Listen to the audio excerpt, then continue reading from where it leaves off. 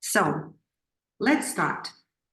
Every day, many people are facing stress and rush and trying to put everything in 24 hours. And first thing that are sacrificing is our sleeping hours. And on top of that, when trying to get to sleep, we have a buzzing mind of different kind of thoughts, ideas, plans, etc. And we could have another scenario that we're trying to escape this rush and to stretch the time and developing different kind of unhealthy habits like watching Netflix at night or eating at night or scrolling our social media at night. So everything this resulted in the tiredness in the morning. Then we feel lack of energy and motivation. And this tiredness is growing day by day and affecting our lives. And we could feel here that it's more about our lifestyle, not only our sleeping habits. And really, here is important how we value our sleep and our health, how the thinking about our quality of our life, and we think longevity is important for us? So all these questions, all these priorities is necessary to build this healthy lifestyle. And I have a small question for you here. First, please write in the chat how many hours you sleep a day. And the second, just try to evaluate from 1 to 5 the quality of your sleeping. 1 if you sleep bad and feel bad in the morning, and 5 if you feel good, energize yourself in the morning. So hours you sleep and the quality of your sleeping from 1 to 5.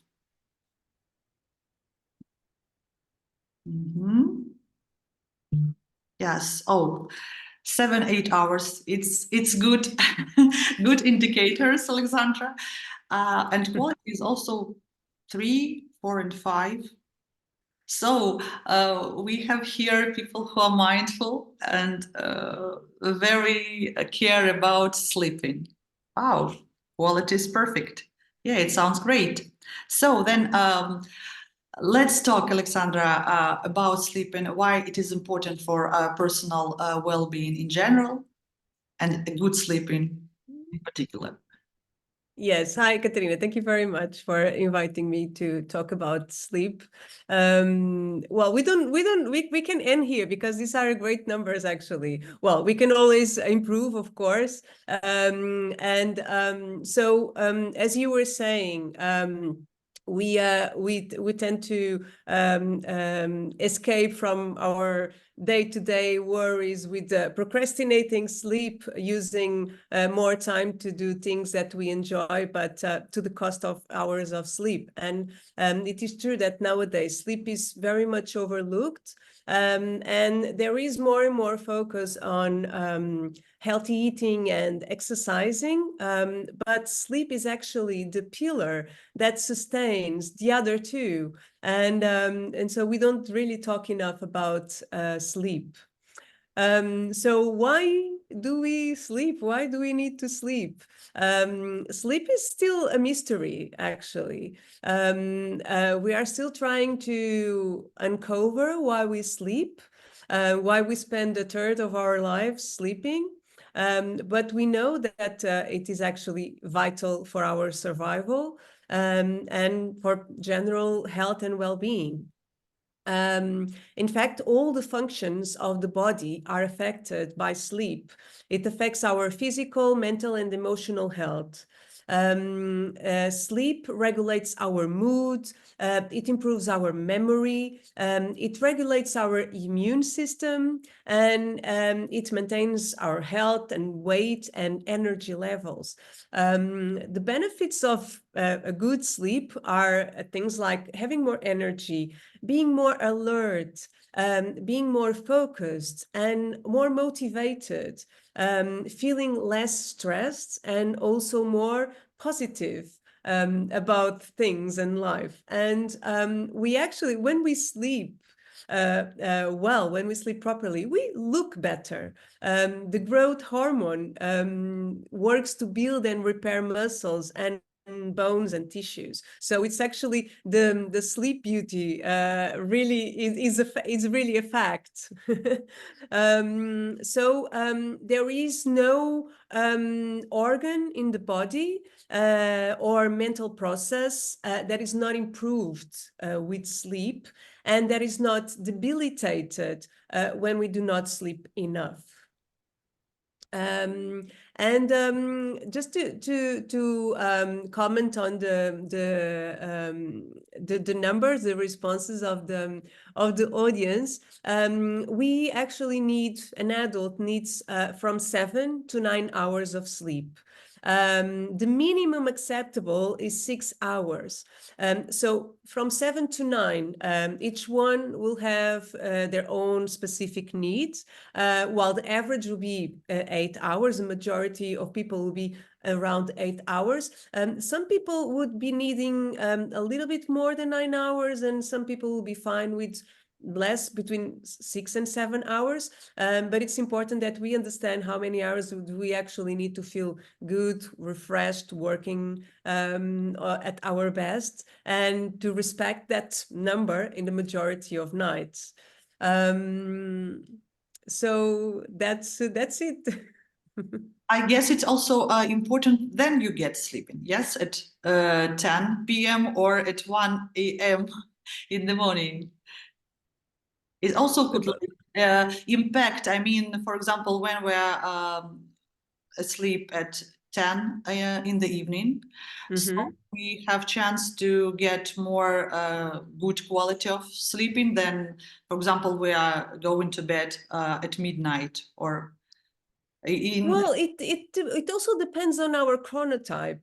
Of course, we as humans, we are made to sleep during the night and be awake during the day. So when we are sleeping at times that are very different from day and night, well, unless of course we have to, because people who work shifts, then it will be a circadian rhythm dysfunction, and it needs to be corrected. However, we don't need necessarily, I mean, there's no prescribed time to go to bed, because it will depend slightly on our chronotype, because some people are more early birds and others are more night owls, and the majority like staying in between. So of course the difference is not supposed to be that big, but still for some people would be fine to join the 5 a.m. club, and for others that would be a total nightmare. So the time is not, I mean, it's not that important as long as we respect the day and night cycle and we respect our own chronotype. So the main is to sleep 7 to 9 hours, and that makes us alive, energized, and feel more like fulfilled. And I also want to add here that from the mindfulness approach, the energy is like the core value, and it drives all our life processes. And in terms of energy, I mean physical, as you already mentioned, physical, emotional, mental, and spiritual energy. And the main point here is that physical energy is the main for all other energies. So it's restoration, it's scaling, it's like the main, should be main efforts to have this right physical energy and all other energies. And if we are talking from physical energy from birth, we have this resource. And the main idea of energy management is to restore properly, to keep and restore properly your existing energy. And the sleeping is like the core option to restore your existing energy. And my next question here is, Alexandra, about and what happened when people do not pay attention to sleep, especially we understand that lack of energy is like the first sign, but what happened if we are not follow this prescriptions, let's say, and in case it's chronicle bad sleeping, what happened then? Well, we can have like an impact, an immediate impact of not having enough sleep. And also we can have health issues of as a result of of consistently not sleeping enough. So the immediate impacts can be things such as irritability and impatience. It's something that affects us socially. We are less patient with the others. We have more difficult to concentrate, and our memory, our short-term memory, is also affected. We may find it more difficult to focus and to remember things as usual. Also, it's more difficult to make decisions, and especially to make good decisions when we don't sleep well. Sleep is also is crucial for decision making, and even to be more creative, to find solutions for issues. And so when we don't sleep enough, this is also affected.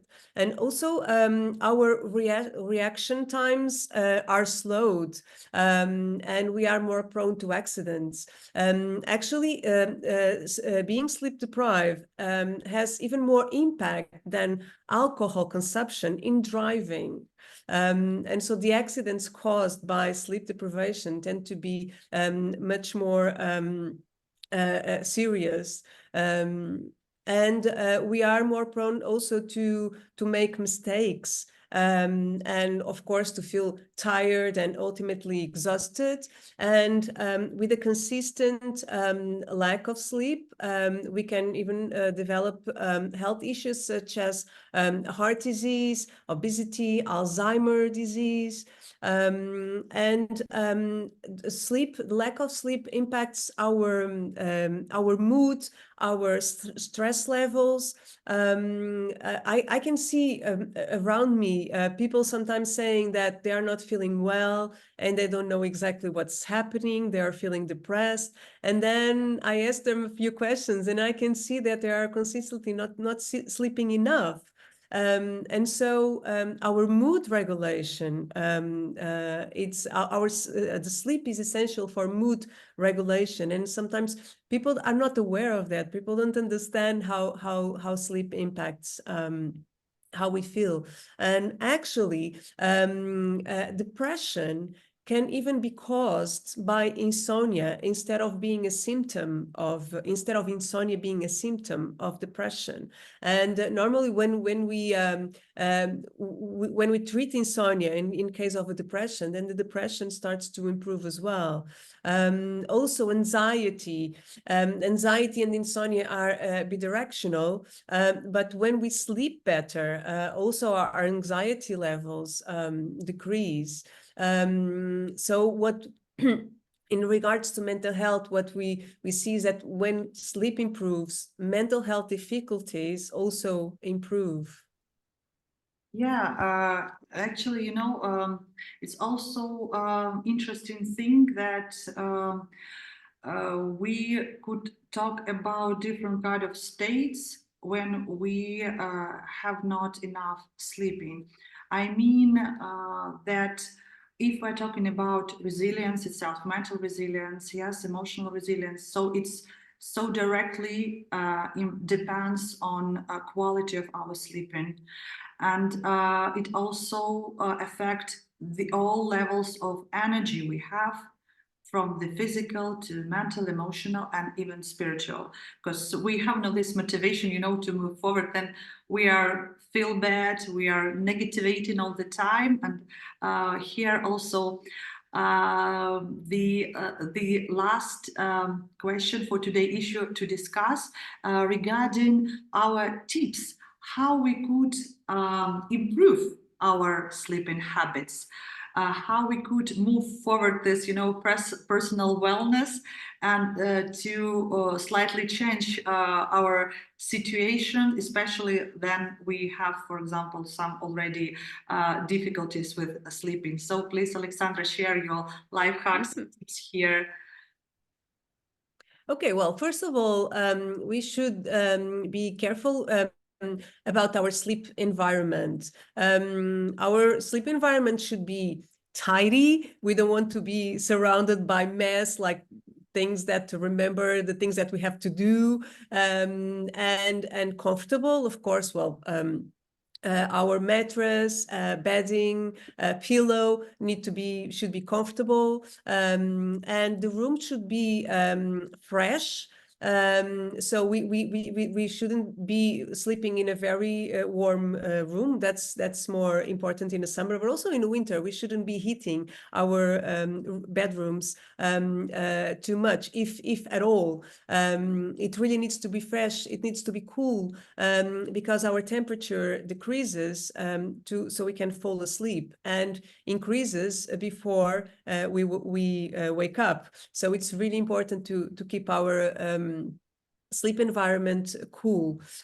Also darkness. The cycle light and dark is the cue for our brain to understand when to be awake and when to be asleep. So it's very important to sleep in a dark environment and not having lights disturbing our sleep. And also it should be silent. If necessary, if there are noises coming from the street or inside the house, or even our partner snoring, we should take measures to avoid it, like using white noise, or even using earplugs. And then one thing that is really, really crucial to have to improve our sleep and to have a healthy sleep is to wake up at a regular time. Okay, it doesn't need to be by the minute. We are not robots, but it should be regular, because this is what keeps our internal clock, our circadian rhythm, regulated. And sleep, and also our body loves structure, and so waking up at a regular time, having regular times to sleep, and even to eat, it's essential to keep our body clock regulated and working optimally, and then it will be more predictable when we will start to feel sleepy. And the good news is, when we have a regular schedule, then we start feeling sleepy more or less at the same time, and we start waking up naturally around the same time and feeling refreshed and sleeping the amount of hours that we need.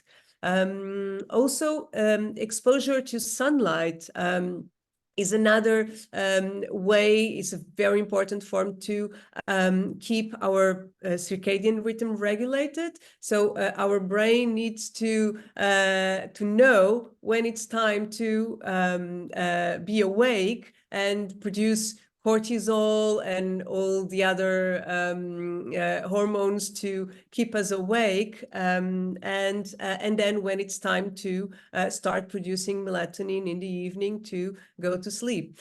So exposure to sunlight in the morning, well, shortly after waking up, with no sunglasses, please. Our eyes need to get the light, the natural light. So being outside, taking breakfast outside, going for a walk, better than that even exercising outside. So being outside for at least 15 minutes, if possible, even more than that, to really regulate our internal clock. Also, morning light boosts our mood and energizes us. Is a natural antidepressant. So it's only benefits. Also, exercising it's something that it's essential for our sleep. Well, we know that exercising is essential to have a good health in general, but sleep really benefits from exercising, from movement during the day. Sleep benefits from activity. Also, when we don't sleep enough for some reason, or had insomnia, we couldn't sleep enough, we're not feeling so well, exposure to sunlight and moving the body will make us feel better during the day, feeling more energized, and will help us feel better also in the evening, and feel it help us sleep better than the next night, or the following night. And then so waking up a regular time, exposure to sunlight, exercising, taking care of our environment. So this is already a big chunk of, you know, the most important things to do to sleep well, to have a good sleep. But also relaxing before sleep is important. Especially nowadays, we are surrounded by so many stimuli that it's really important to have some time to wind down before bed. That doesn't need to have, well, that doesn't need to be something 50-step bedtime routine. It can be something really, really simple, something like reading before bed, not engaging in active things such as social media scrolling, or even working. So trying to have like at least an hour or half an hour to start winding down and have something before bed that really relaxes us, makes a whole difference. Also, we should be careful about caffeine consumption and other substances such as alcohol and even nicotine, because sometimes people tend to get into a vicious cycle that they consume caffeine to deal with the fact that they didn't, to feel more alert, to deal with the fact that they maybe didn't sleep that well. But then we should really be mindful of the amount of caffeine we take and the time of the day when we take, because caffeine it takes very long to be metabolized. It has a very long half-life, so it could be well, 5 from 7 hours before consumption, we may have half of the caffeine in our bodies.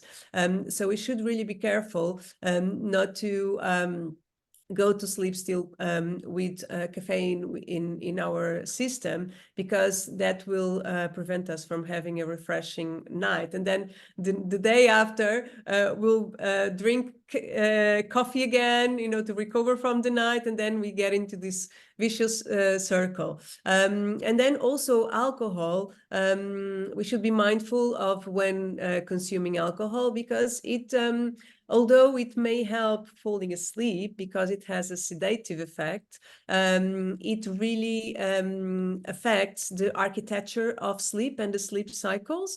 And so the result is a terrible night of sleep and feeling really groggy the next day. So we should really be mindful of taking alcohol close to bedtime, and also nicotine. It's a stimulant and it interferes with the sleep cycles as well.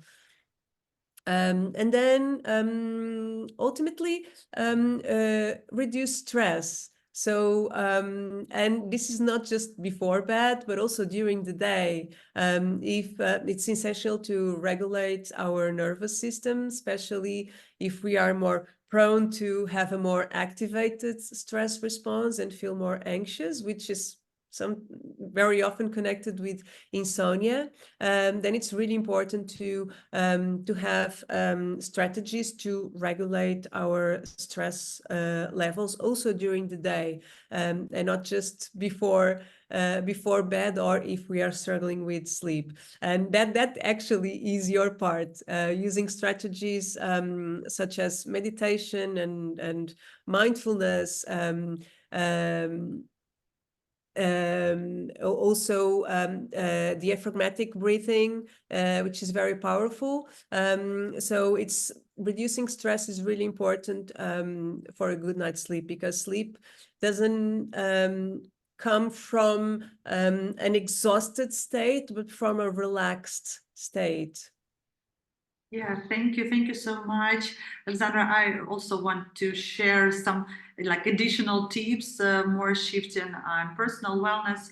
Actually, yes, when we're talking about, different kind of actions and willingness to change something, I'm pretty sure that we should start from self-care and self-love.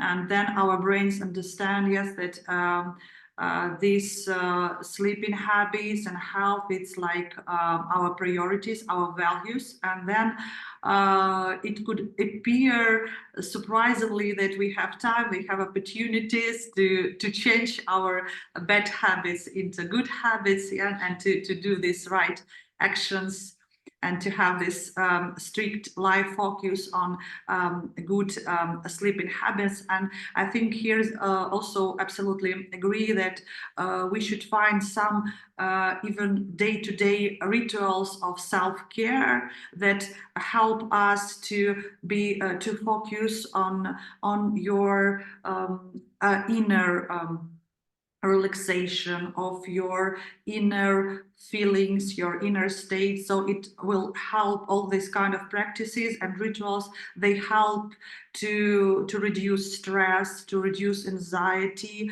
to relax, and even to empty your mind, not to sleep with buzzing mind in the evening. And talking about life focus, I also want to develop this idea that it's the main approach is then we pay attention and keep focus on sleeping habits and healthy lifestyle. The energy and attention goes there. So it's become more easier to practice all good recommendations, as you already said, yes, to keep this healthy sleeping attitude. And also one more to share is regarding that we are talking about energies, yes, that physical energy and good sleeping also helps us to generate positive energy on emotional and mental levels. And then we are more positive, we are more resilient, we are having this, an energy, everyday energy that helps us to enjoy life in general. And from the point of view of mindfulness, and it's like the last tip, but I guess the main is to balance our life.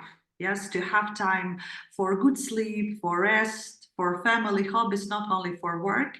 And then we balancing our time. Sleeping is like a core element of this balance, and then it helps us to feel control over our life, to balance this stress, distress, and stressful rituals, to be more relaxed, to be more focused on our good habits and on our life, and to keep this connection to ourselves. So I guess all these things, yes, of relaxation, of meditation, of this mindful approach to our life in general, helps to sleep better, and vice versa, to understand that sleeping is the key option for us to live very good, happy, and quality life. And here we already have some questions. First of them, any benefits of midday naps? Yes. Well, we shouldn't be relying on naps to make up for what we didn't sleep during the night. However, naps are are good. But there are some rules we should respect. We shouldn't take a nap very late in the day. So midday, I would say that the latest mid-afternoon. And we really should be taking a short nap. From 10 to 20 minutes. And actually the science says that a 10-minute nap already increases our cognitive performance. And so we don't need more than that.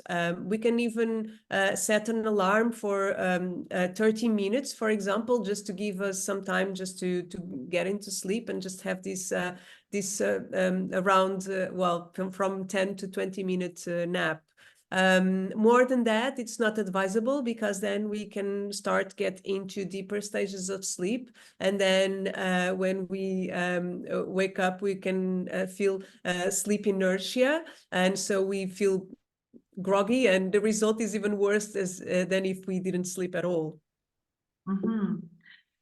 Yeah, so day naps is good, but the power nap. Restricted, yeah, times. And I guess that sometimes, you know, we have different kind of feelings. I mean, physical feelings. Sometimes you understand that I need to have this rest. Yes, so it also could depends on like situations in your life. And I guess, you know, it's like proverb. The best solution is to get to sleep. Yes, if you feel that you couldn't overcome some kind of situation, or you feel tiredness, even if in day. And we have also the other question. As I understand, it doesn't matter at what time we go to bed, at 10 p.m. or 3 a.m. It is important to sleep 7 to 9 hours. Are those who work night shifts or go to bed late at any health risks? Except being affected cognitive abilities.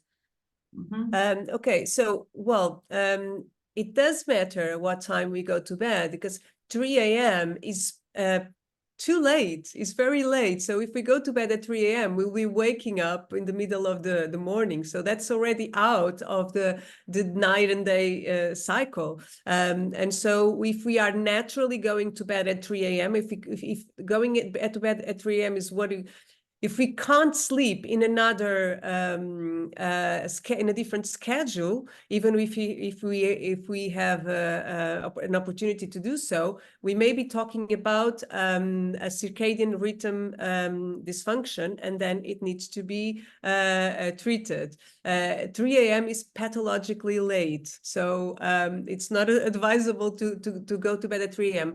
As I explained, we all have our own chronotype, so our tendency to be more of an early bird or a night owl or in between, but still we are supposed to sleep during the night. So one may have a preference to go to bed at 10 p.m., another one at 11 p.m. or at midnight, but the difference shouldn't be too wide. Regarding and yes, it is important to sleep from 7 to 9 hours. Each one of us will have their own specific needs. So that idea that 8 hours of sleep is what everyone needs, it's a myth, because some people don't need 8 hours, and some people actually need more than 8 hours. So we need to find what's the magic number for each one of us. And those who work night shifts at any health risk. Well, what the science shows is that, yes, working night shifts, the night shift workers may be at health risks. However, the science has also shown that consistency is more important than the timing. So it will be more damaging to work different shifts, to be always changing, rather than having a night shift like a consistent night shift. But this is actually in what regards circadian rhythms. There are still much to be discovered, and some studies are not yet. Also, we don't have enough evidence to draw very deep conclusions on this matter. But yes, what we know is that consistency is more important than the actual hours. Of course, the ideal is always to sleep during the night and being awake during the day. That's the thing. Yeah, we know for sure.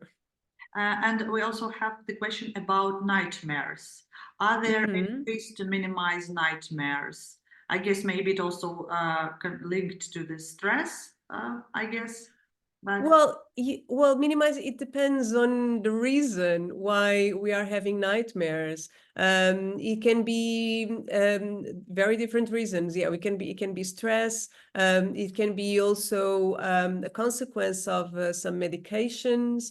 It can be even a consequence of REM, sleep phase rebound, for example, where we get, after some sleep deprivation, we can get more of REM sleep, and then dreams can be more intense, and we may have nightmares. So we would need to investigate the reason why we are having nightmares. We also have a very interesting question. Do we need more or less sleep as we get older? Okay, that's interesting. Sleep changes with the age. So of course, babies need a lot of sleep, and adults need less sleep. However, at adult age, from 18 years old, we know that we need from 7 to 9 hours of sleep, and that will be for the rest of our lives. What happens is when we get older, we tend to struggle. We may struggle with sleep as the whole body also gets more debilitated. Sleep can be also debilitated. It doesn't mean that that older people need to sleep less, but they are more prone to have issues with sleeping because of health issues, also medications, and even the fact that the sleep gets less. How we say, it's almost as if sleep gets less strong, the capacity to sleep, but it doesn't mean that people need to sleep less. The amount of sleep that an adult needs, it's the same. Yeah, I also know that some people think that it's like, okay, then you become older, you sleep shorter period of time, but still it's about our longevity, as we already mentioned. Yes, that if we want to live long, we should still pay attention to our sleep, and maybe to get more additional efforts to get sleep and have this right period of sleeping. Exactly, and have a healthy lifestyle. Yeah, absolutely. So thank you very much, Alexandra, for today's live talk. Thank you, everybody joining us and having this insightful session and very interesting questions. I hope that you enjoy it. And together with Still Point Retreats, we will be glad if you join our next online or offline events in Portugal. And I'm sure that we will have in other meetings with Alexandra as well. So enjoy this evening and enjoy this weekend. See you. Thank you very much, Kateryna. Thank you, everyone. Bye-bye.